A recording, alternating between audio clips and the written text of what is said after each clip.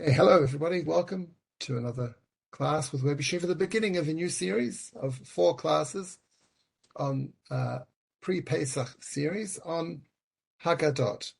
And I thought I would speak about the oldest surviving Haggadot, the most beautiful Haggadot, most interesting Haggadot, and the saddest Haggadot.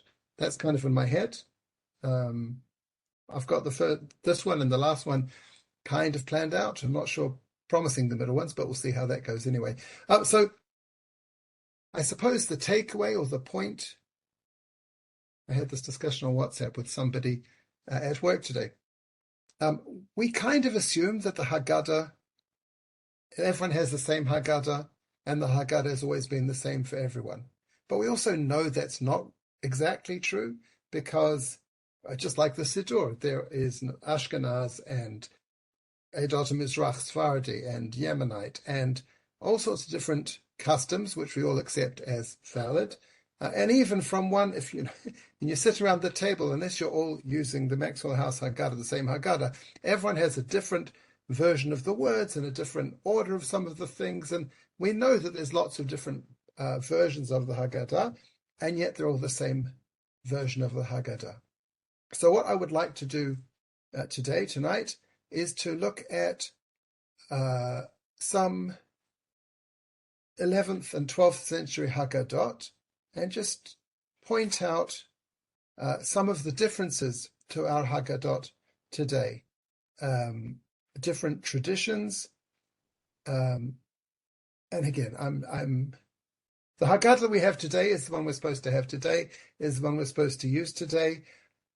I'm not advocating that we go back and use Rambam's Haggadah or Rav Sa'adia Gaon's Haggadah, but it's interesting to see how things have changed over time and how different traditions, particularly between the Babylonian tradition and the Eretz Yisrael tradition for the Haggadah Shel Pesach. And necessarily, I'm just going to pick a few highlights and try and put some things together, and we'll see how we get on. So here's some questions. How old are the oldest surviving Haggadot that we have? Where were they found? Where are they from? And how do they compare to modern Haggadot? Just kind of basic questions to get us thinking a little bit about this. So let's talk about, first of all, what's the oldest we could possibly have a Haggadah? Apart, assuming that in the future we dig up a Haggadah. Well, it can't be dated before the Exodus from Egypt, obviously. Right, because if the Exodus, maybe Avram Avinu had a Haggadah because it says he kept all the mitzvot, and we know that Lot served matzah when the angels came to visit him in Sdom. But we would be very suspect if somebody came along and discovered a Haggadah from the Bronze Age, from the time of Avram and Lot. So the earliest possible Haggadah, theoretically, would be from at least after the Exodus from Egypt. The truth is that we have no record of any seder in the desert, or any seder in the time of the 350 years of the Mishkan, or any seder in the time of the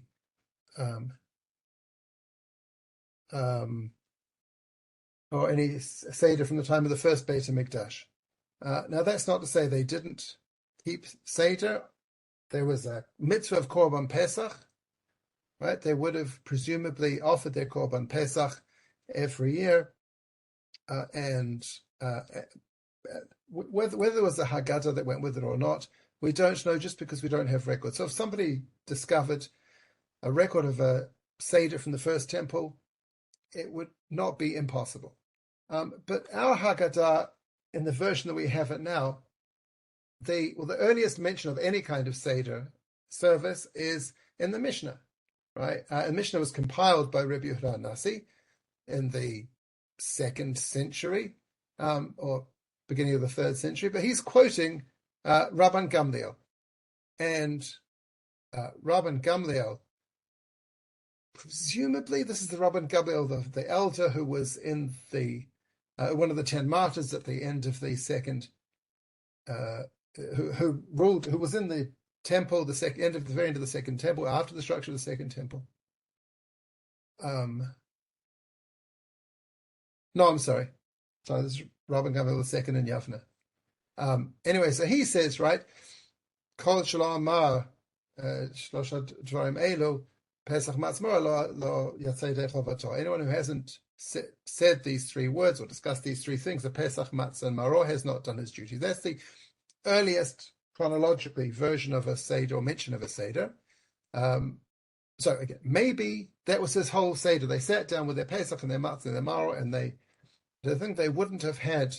I don't think they would have had a Korban Pesach. Pretty sure they would not have had a Korban Pesach after the destruction of the temple. They would not have had. But anyway, and then we have the discussion with Yossi, Rabbi Lezer, Rabbi Akiva, how many plagues there were, whether it was 10 or 50 or 200 or 250. So that's the time of the Bar Kokhba rebellion, which is 135 CE. But the complete Haggadah, the latest Rabbi mentioned in our version of the Haggadah is Rabbi Eli, who is about 170. So that's our current version of Haggadah or something similar. That's the earliest it could be. The earliest, in fact, that we have is possibly a piece of Rav Amram Gaon's Haggadah from about 860. What we have a full Haggadah of is Rav Sa'adia Gaon's Haggadah. We have his Siddur. Well, again, there's different manuscripts, different versions of it. Fundamentally, we have almost an entire Siddur, and Haggadah is part of the Siddur. So that is the 10th century. And then, not quite as early, but we have Rambam's Haggadah. Rambam lived from 1138 to 1204, and his Haggadah is not in a Siddur as such, but in his Hilchot Chametz or Matzah, in part of Mishnah Torah Yad HaChazakah, in his Halachot of Pesach, he goes through the Seder. So, and we'll see that Rav Sa'adia Gaon, for example, is coming from Bavel. That's the Babylonian. The Gaonim were the heads of the Jewish courts in Bavel. So he's got a Babylonian tradition, which builds on the Babylonian Talmud. Rambam possibly has a more Israeli tradition. He's based ultimately in Egypt, so we'll see some differences there. But if we go back to the earliest Haggadah that we have manuscript from, it comes from the Cairo Geniza. Now, we all know what the Cairo Geniza is. We'll talk about the Cairo Geniza. I just want to spend a couple of minutes to fully appreciate how incredible the discoveries of the Cairo Geniza is. It was discovered. The Cairo Geniza is the Geniza, the room where they buried old documents in what is called the Ben Ezra Synagogue in what is today Cairo, but at the time was Furstadt. And so I did not know this, but according to Wikipedia, according to local folklore, it is located on the site where baby Moses was found. Okay, interesting. It's also known as the Synagogue of the Palestinians or Jerusalemites. It's an Israeli tradition, even though it's in Egypt.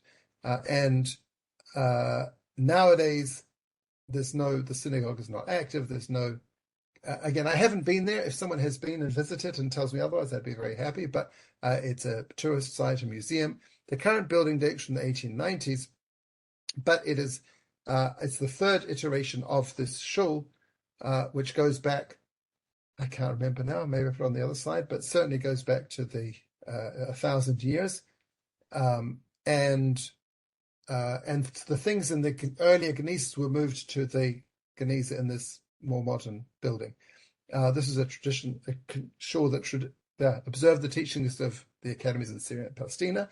Rambam is the rabbi of this shul. In 1168, when he comes to Fustat, he lived there, he davened there. He was the Nagid, or the rabbi of the shul, and a lot of Rambam's documents. A small percentage of the total documents, but there's a lot of Rambam documents in the Cairo Geniza. So the Geniza, the 11th century, that's a mistake, I didn't mean that, but the building has got a 2-story high Geniza to store all these things. Again, this is really unusual that they would have such a big space. unusual they didn't bury their writings, and fortunate that the climate of Egypt is such that these documents are preserved. So documents were added and stored from the previous building, and so the oldest dated document is about 150 years older than the Geniza itself. 850 years worth of documents from, again, 6th century. These numbers don't add up, or whatever, the 6th century through to the 19th century. You have here a picture of Solomon Schechter before he became the famous Solomon Schechter in America. He was sitting in the Cairo Geniza going through the papers here, trying to learn, understand, figure out what was there. And it was discovered by Jacob Safir, who came, Romanian, who comes to Israel, comes to Rabbi. 1859, he goes to raise money for the reconstruction of the Churva synagogue in Jerusalem. The Churva synagogue is the ruined synagogue. It was called that because it was destroyed in 1721. Before that, it was called the Rambam synagogue because Ramban, Nachmanides, came to visit it in the 13th century. And then in 1948, it was blown up again, destroyed a second again by the Jordanians when they conquered the old city. And it was recently rebuilt. I guess, I don't know, last 5 to 10 years, it was rebuilt how it was before. Anyway, so he wants to go, 1859, wants to rebuild the Churva synagogue, goes around raising funds and pops up in Egypt, in Cairo, and he walks into the Ben Ezra shul and he looks down in the basement and he discovers this amazing Geniza, and he recognizes it's sat there for hundreds of years, and he's the first, I guess the first European or the first person to understand the value of this Geniza. So he writes about it in a book in 1874. Of course, the English come immediately to try and take everything that's not nailed down. So Elkanathan Adler comes, enters the Geniza, and purchased 25,000 documents. I think he just get paid for a job lot. And then when the synagogue is being rebuilt, they're just sitting there, and whatever. 1896, Solomon Schechter comes and starts the first academic investigation of the documents and arranged to have them moved from Cairo to various university libraries. There's a lot in Cambridge, in New York, in the JTS library, in Philadelphia. A lot of university libraries have different pieces of the Cairo Geniza, and even today, the 800,000 documents. They've not finished going through them all and cataloging everything, but there's a lot of online repositories and people calling for volunteers to go through and catalog things. So should you want to contribute to the knowledge of the Cairo Geniza, you can do so today from the comfort of your home. So that's where we find what is possibly the oldest, here's what I say, Cairo Geniza, a collection of some 400,000 Jewish manuscripts, in fact, a string of documents that were kept in the Geniza or stored with the Ben Ezra synagogue in Fustat or Cairo. These manuscripts span the entire period of Middle East and North African and Andalusian Jewish history between the 6th and 19th centuries, comprise the largest, most diverse collection of medieval manuscripts in the world. They're written in various languages, especially Hebrew, Arabic, and Aramaic, on vellum and paper, papyrus and cloth, and as well as the Jewish text, the Bible, Talmud, rabbinic works. There also has a lot of economic and financial things that gives us history of life in Egypt at that time. So that is where we find JTS MS9 560, which may or may not be the oldest surviving Haggadah, complete Haggadah. There is some discussion exactly as to when it is from, and whether the other ones are earlier, but it's possibly 10th century. Certainly, the latest would be as the beginning of the 11th century. And so, if it's not the earliest, it is certainly one of the earliest. You can go to the JTS website and find pictures of it. Although I'll be honest, I can't actually read anything that's written on most of these pictures, but the next slides each has a different page of this Haggadah. I hope, unless I took the wrong document entirely, but it did say it was Haggadah. So So again, amongst the library, the treasures in the library of, this is from the blurb on their website, among the press release, among the manuscript treasures housed in the library of the Jewish Theological Seminary is the rare Haggadah Codex JTS MS 9560. This early manuscript is one of the few surviving exemplars of the ancient Israeli seder rite. That rite disappeared as a result of the dislocations caused by the Crusades, and it was not rediscovered until the manuscript fragments of the Cairo Geniza came to light at the end of the 19th century. MS 9560 was probably deposited in that Geniza hundreds of years ago.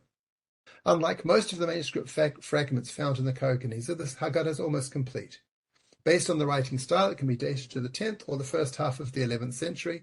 That makes it one of the earliest Hebrew manuscripts written on paper, and quite possibly the oldest surviving Haggadah. With its unskilled writing style, idiosyncratic spelling, and linguistic usage, the text bears witness to a layman's home ritual. And I mean, again, I can't read the text, but it does not look like the work of a scribe. There's no fancy lettering, no fancy decorations, and there's actually some places at the top here. It looks like there's some things crossed out, no, I maybe I deleted that. But he's put in additions over here, trying to squeeze in things that didn't quite fit. So it looks like somebody may have written this for themselves, for their family, for their own Haggadah. Now, when we talk about Israeli versus Babylonian, again, there's after the destruction. This is not to be confused with the Babylon of the Babylonian exile, right, which was between the first and second temples.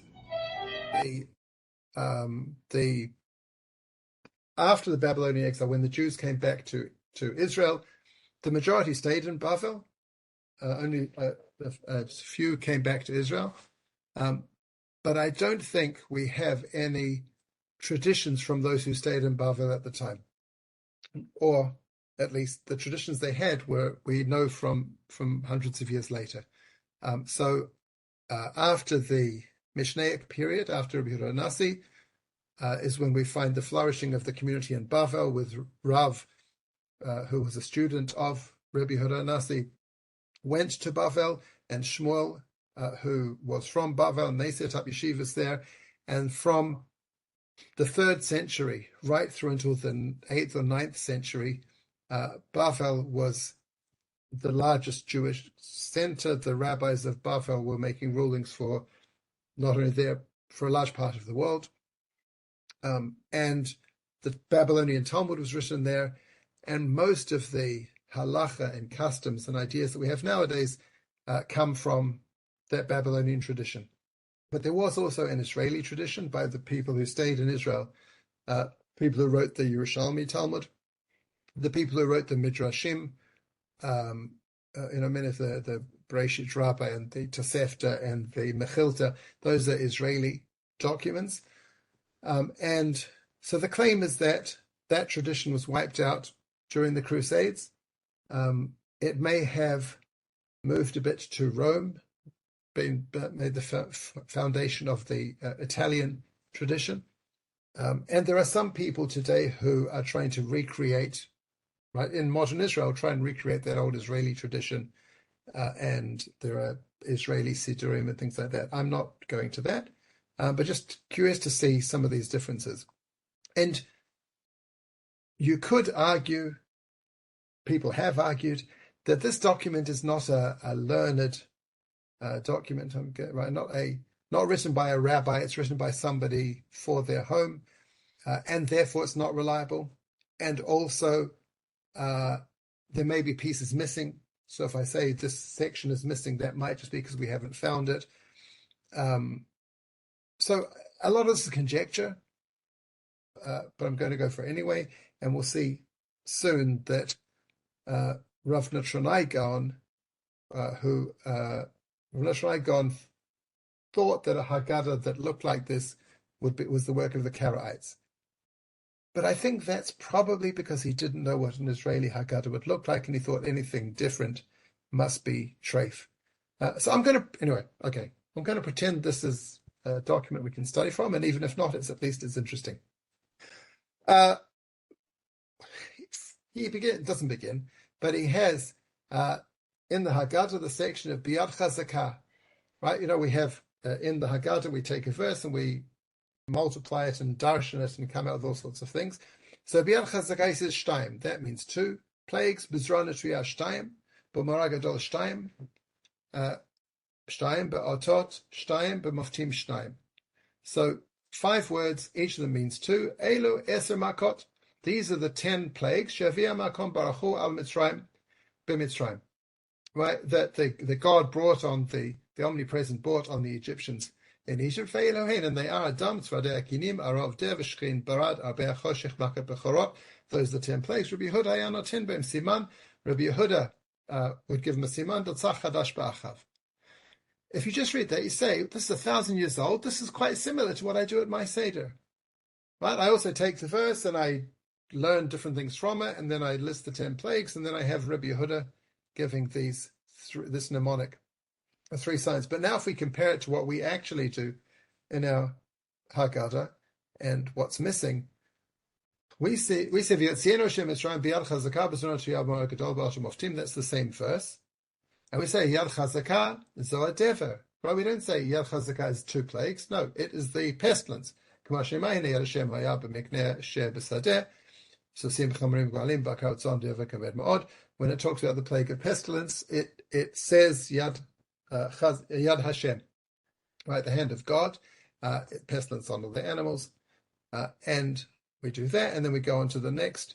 And I just kind of shortened it because this goes on for about 5 pages of the different things that we learn from this verse, on and on and on, and then we go to Rabbi Yehuda Hanotin B'Em Simanim Dotzach Chadash Ba'achav, the mnemonic from Rabbi Yehuda, and then we say in our Haggadahs, Rabbi Yossi Aglili Omer Minayin Ata Omer Shelakum Mitzrayim 10 makot, B'Alayam Laku 50 makot.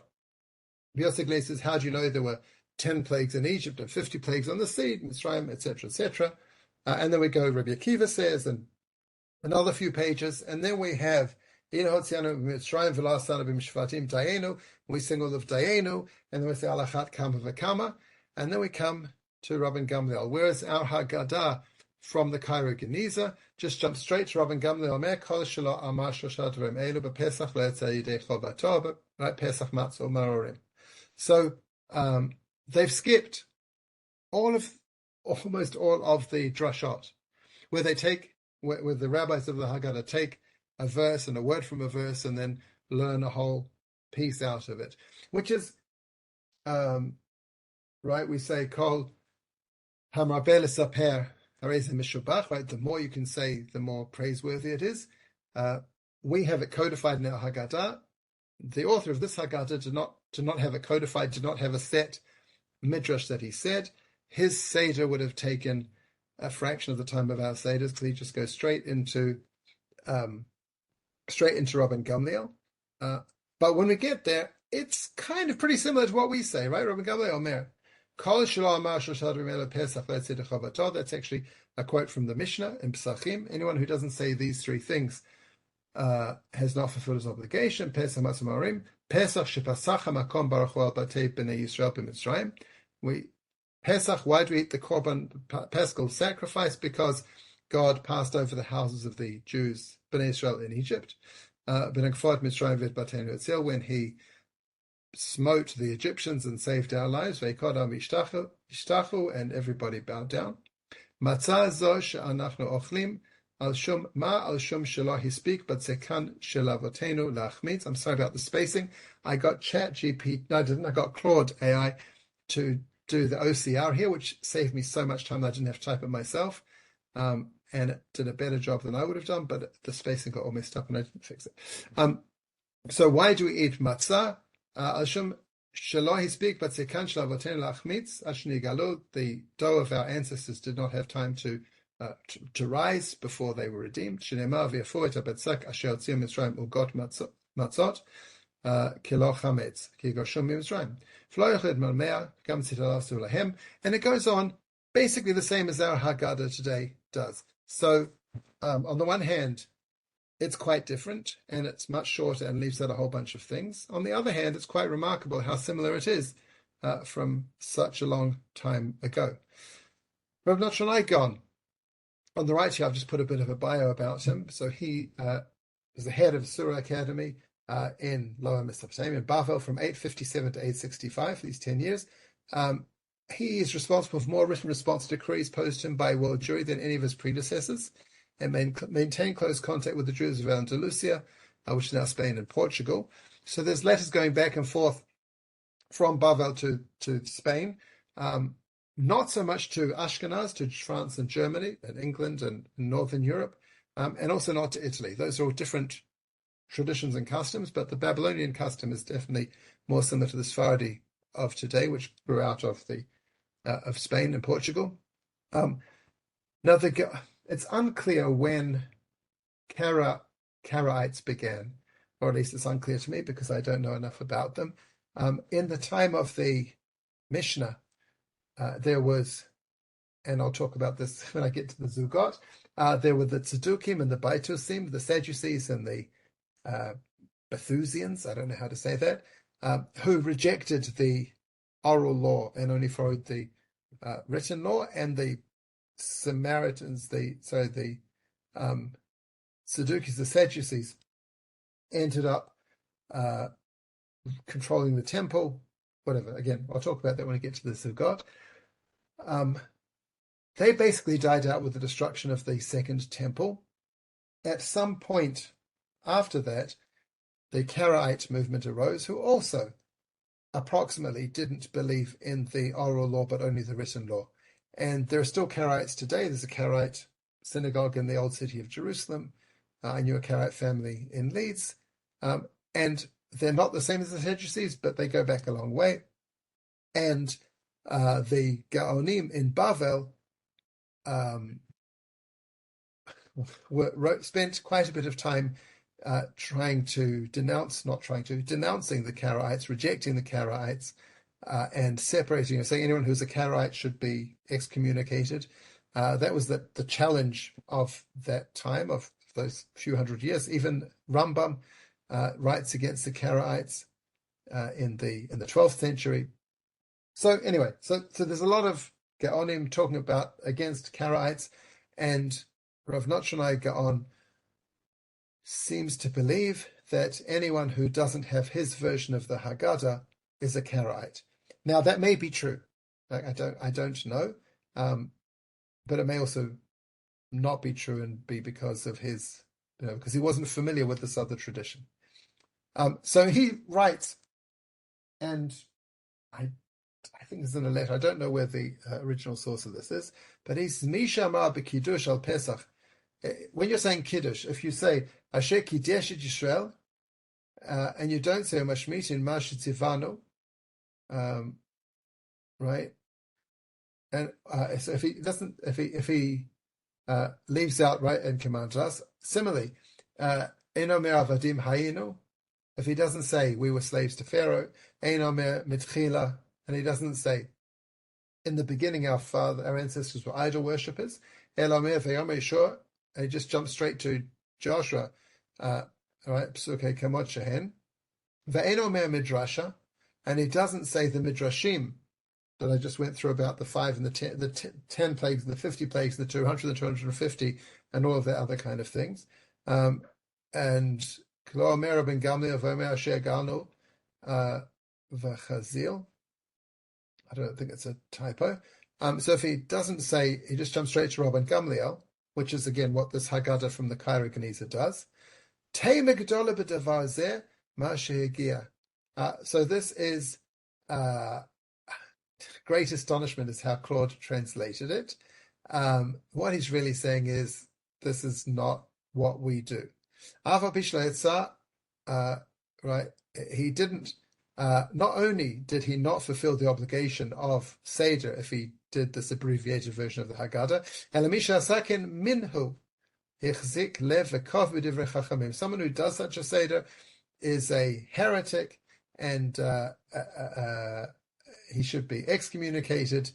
He's a kofer. He denies the words of the rabbis, right? Meaning he's a Karaite. Mishnah Talmud Chayavin Kol Kilot etc. And everyone has to excommunicate him. So again, this Haggadah that was found in this Haggadah was may be Karaite, but there's a lot of people who've studied it who think that in fact it is authentic. So now I want to go through three different parts of the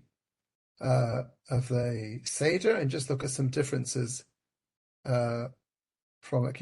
Can you give me 1 second to just check this work thing?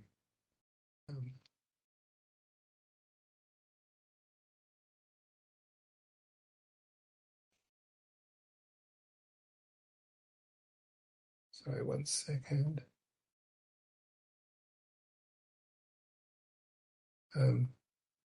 Yes, this.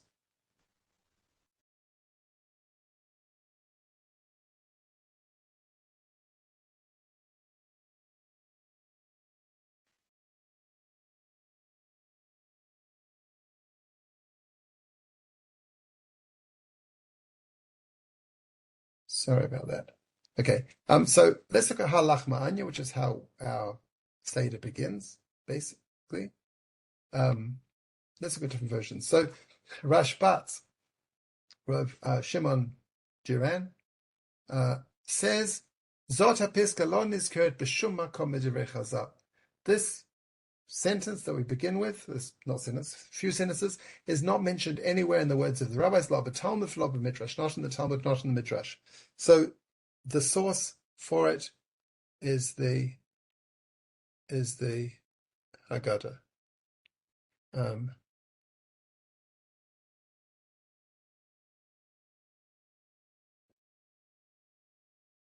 Okay, so the Mishnah in Pesachim.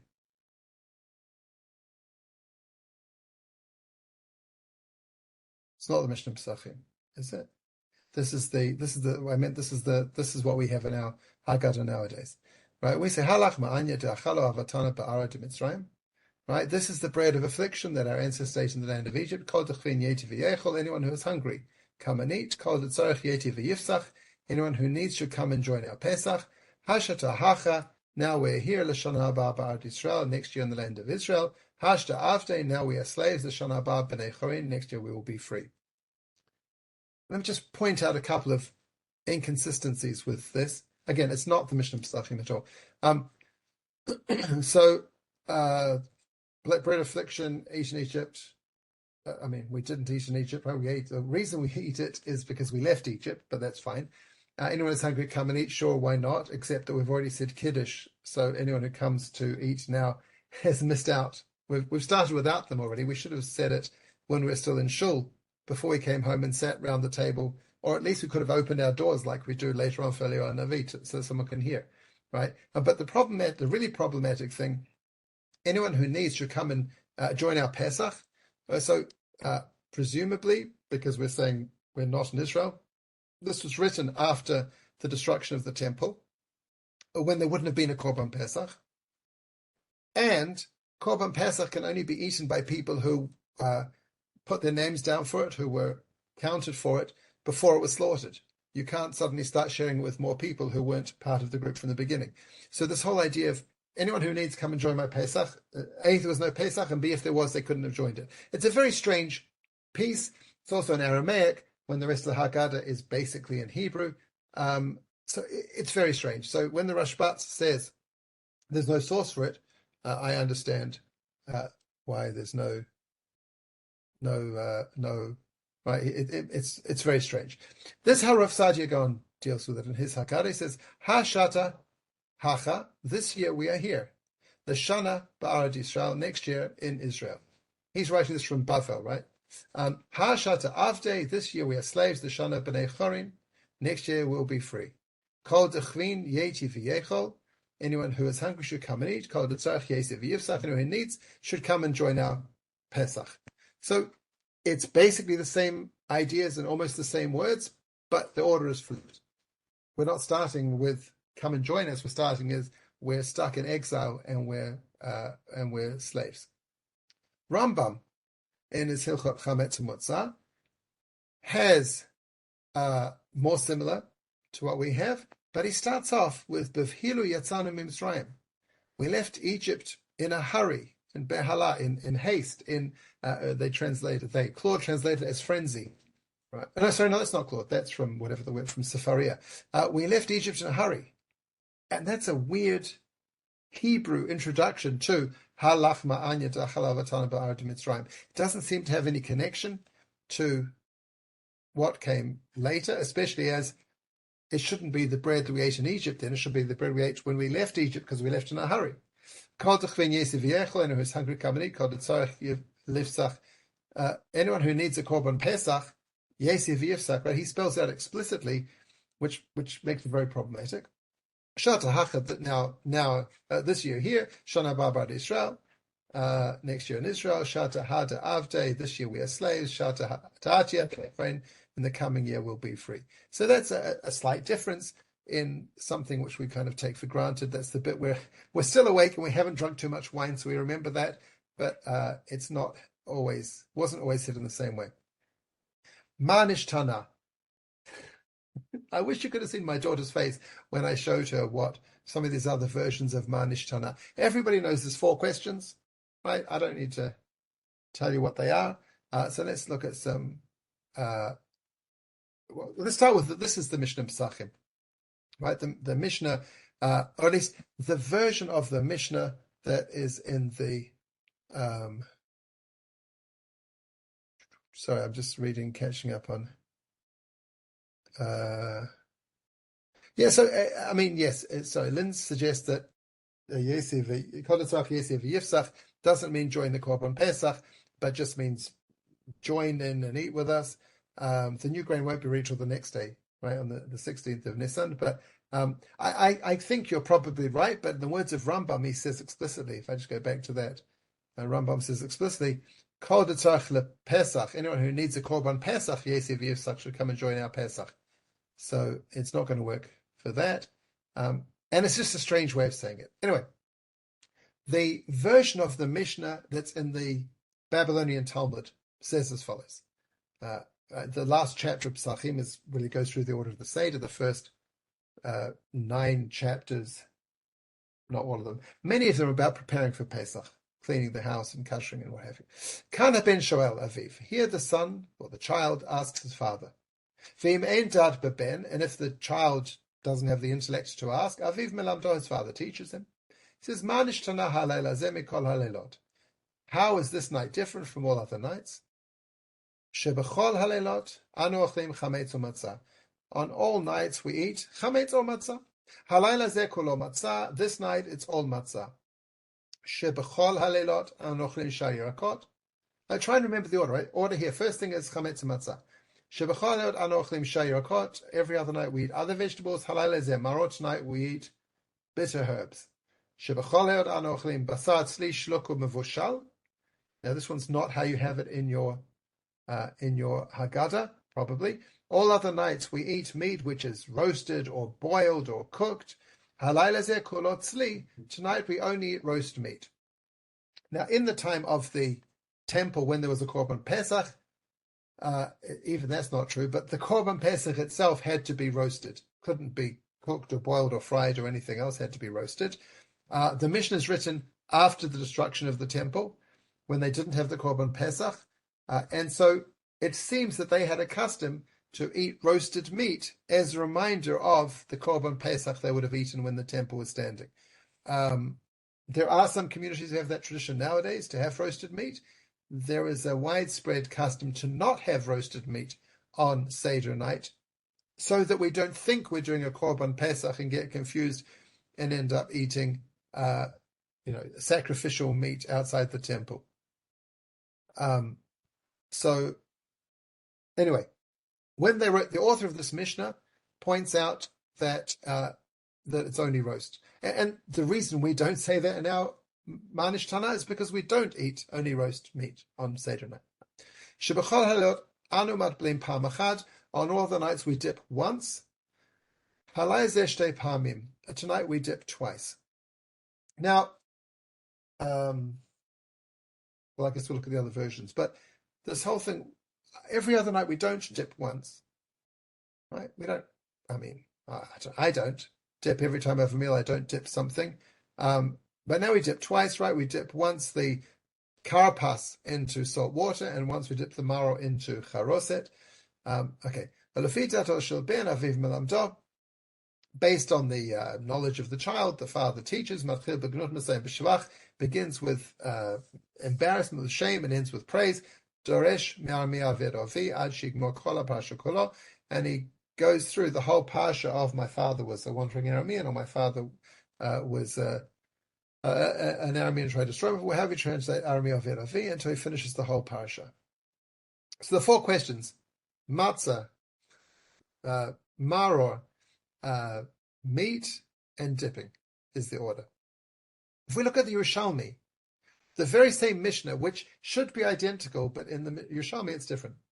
It says, Mazgulo kos sheni, v'kana ben shoel, pour the second cup. Here the son asks, v'im ein dad b'ben l'ishol aviv melamdo. If the child can't ask, the father teaches. Ma nishtana halayla zeh mikol halaylot.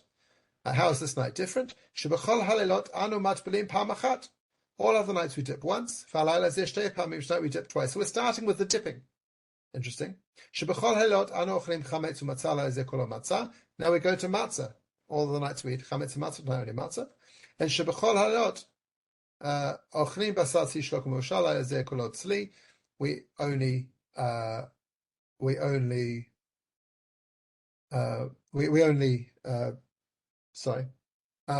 eat roasted meat. The 4th question is missing, right? The question about only eating maror is missing.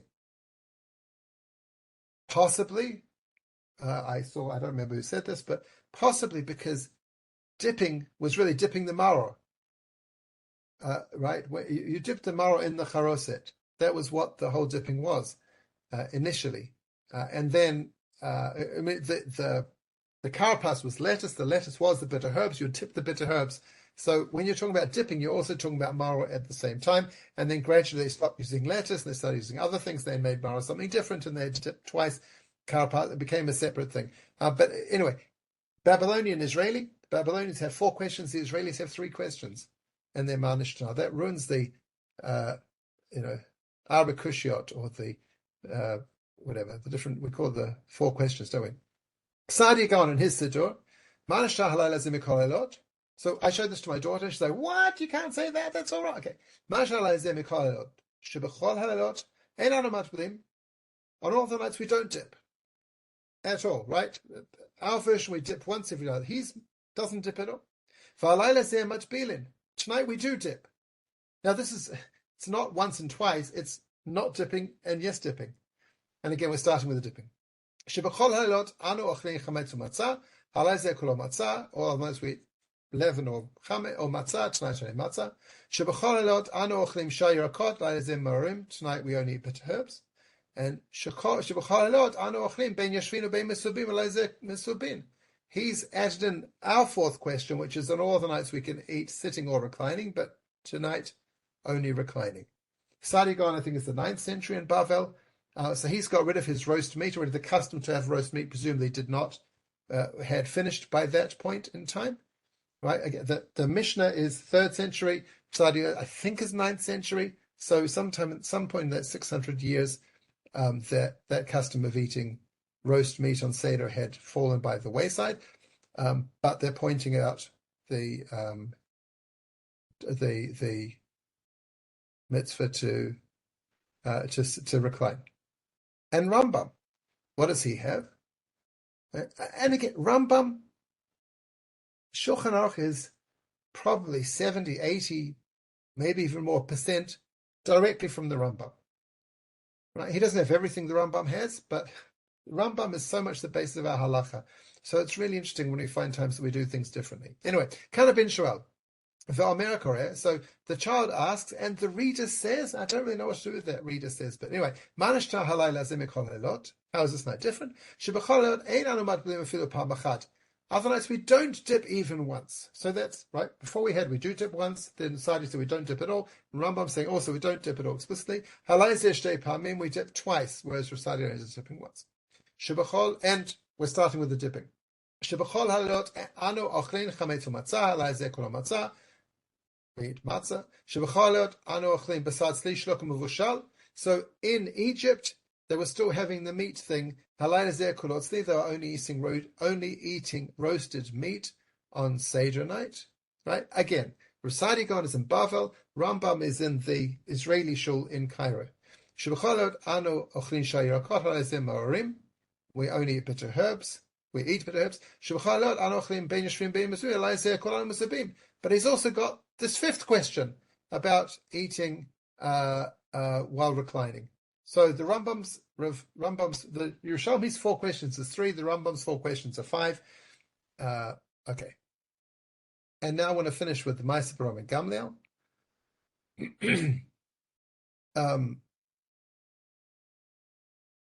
Yeah. So I forgot what sorry, this is not the Tosefta, this is what our Haggadah says, right?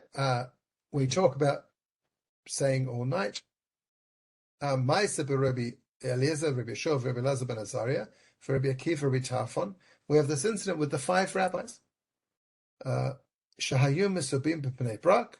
They were reclining in Bnei Brak. And they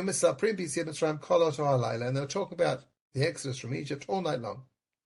Ad Shabal Talmideim v'amru lehem Rabbeinu Egiya Zman Kriyat Shema Shachrit, until the students came and said, it's time to read the Shema in the morning. This, again, I put the wrong source, but it's from our Haggadah. This does not appear anywhere else in rabbinic writings, as far as I know. It goes on to say, right, Rabbi Elazar ben Azariah says, Rabbi Elazar says, I'm like someone who's 70 years, and everyone understood why we say Yetziat Mitzrayim at night. That's a Mishnah in Brachot. But this introduction about the 5 rabbis in Bnei Brak, we don't know why these 5 rabbis were here. Rabban Gamliel wasn't here. Rabbi Tarfon was here. Rabbi Eliezer wasn't here.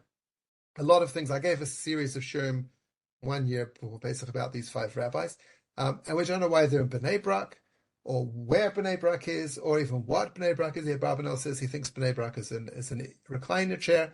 But anyway, this is just from here. But we have a a different, but similar thing in the Tosefta Pesachim, which says, Ma'aseh B'Rabban Gamliel v'Zkenim. Now, this might have been a rival seder happening with Rabban Gamliel and the elders, as opposed to Rabbi Akiva's, Rabbi Yeshua's gathering. Rabbi Yeshua and Rabbi Gamliel had a big fight, as we know. 3 big fights. Ma'aseh B'Rabban Gamliel v'Zkenim she'yu mesubim b'beit Baitus ben Zunin belot. They were having their seder in the house of Baitus ben Zunin, whoever he is, in Lod, which is not nowadays. Lod and Bnei Brak are not so far apart. Hayu asukim b'hilchot Pesach kol halayla ad krot geva. They were learning Hilchot Pesach all night long until the rooster crowed in the morning. Higbiu milifneim. They raised up the window shutters of v'noadu, and they realized it was morning. V'alchule lebeit midrash, and they went to the Beit Midrash. And they said, Ezahi birkat Pesach. What bracha do you say on the Korban Pesach? Now, they've already finished their Seder. So, again, the difference between the rabbis in Bnei Brak, who are locked up in their house, talking amongst themselves, and kind of getting more into Aggadic type ideas. Here they're going to practical halacha, they're discussing in the Beit Midrash. So what bracha do you say? And they say, Baruch Asher Kiddushanu b'mitzvosav v'tzivanu lechol Pesach. Blessed are you, God, who commanded us to eat the Korban Pesach. Now, I guess I'm saying it's not too late because they didn't have the Korban Pesach at that time. But if they would have had it, what would they say? Ezer birkat hazevach. And what bracha do you say on the sacrifice? Well, I guess any sacrifice, but also there was the Chagiga sacrifice that came with the Korban Pesach. You'd also bring. You'd say Baruch Hashem Kiddushanu b'mitzvosav v'tzivanu lechol hazavach. Blessed are you, who commanded us to eat the sacrifice. And that's how they dealt with their Seder. That's it from me for this week. Hopefully I'll be back next week. Same time, same channel. If you have any questions, you can contact me as usual. And I think I want to talk about some of the more beautiful or more peculiar Haggadahs, but I might talk about the first printed Haggadahs as well, and how the printing press changed the world. Tune in next week to find out. Okay, thank you very much. Thank you.